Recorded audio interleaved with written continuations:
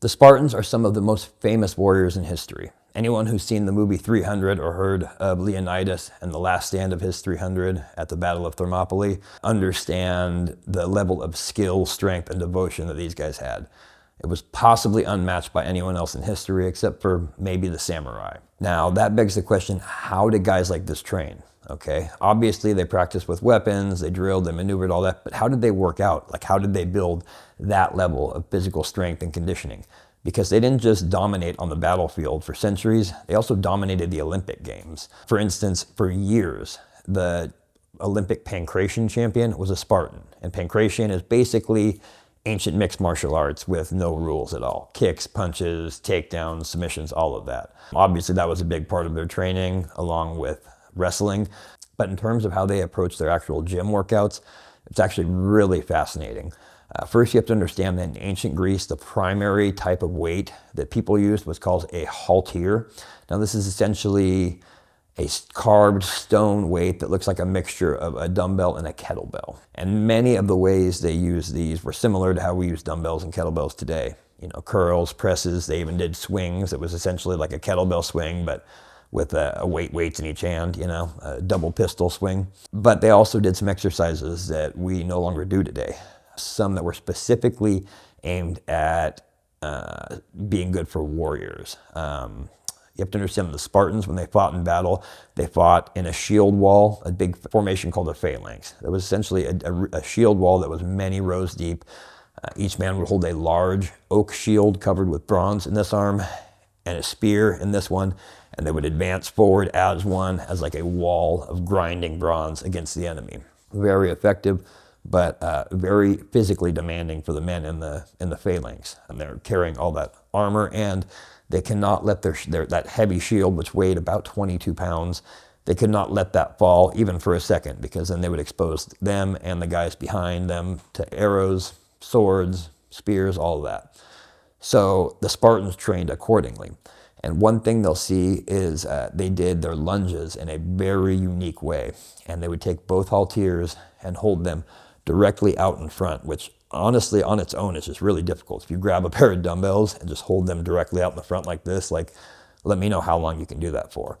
And what they would do is they would keep those dumbbells in that hold, core nice and tight, and they would do lunges like that, okay?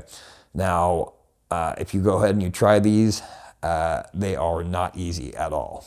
Even with like some crazy light weights, 10, 20 pounds, you'll find that these are extremely challenging. And that was one of the, what we call now, sport-specific exercises that the Spartan soldiers would do to build the strength in the shoulders to be able to hold their shields up and be able to use their spears for hours on end.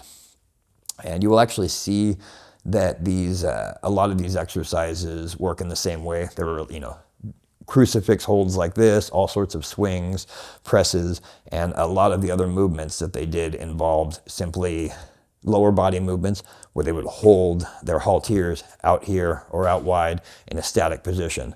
Another one would be like doing squats, just simply holding your like dumbbell weights out in front of you.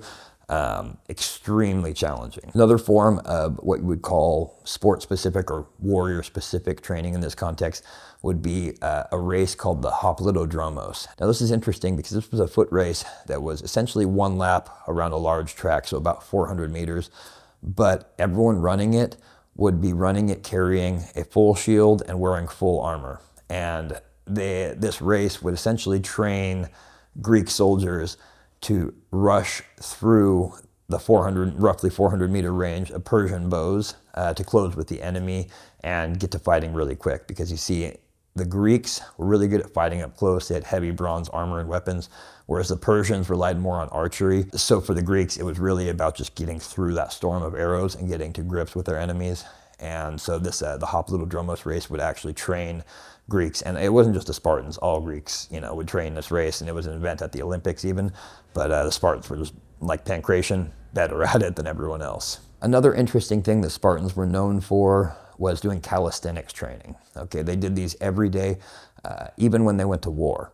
Although it was when they were on campaign, they would do lighter exercise. All of these exercises would have been the basics that we know today, the push-ups, pull-ups, squats. One thing I should note though is that they did everything barefoot. In fact, the Spartans lived completely barefoot. The other Greek city-states wore sandals, but the Spartans, whether they were running, fighting, or living, wore no shoes at all. They started at the Agoge, the elite training institute for young men, boys in Sparta, where they were sent to become warriors from a young age. It started there. No shoes, they would have to run, lift, walk, train, fight, all barefoot.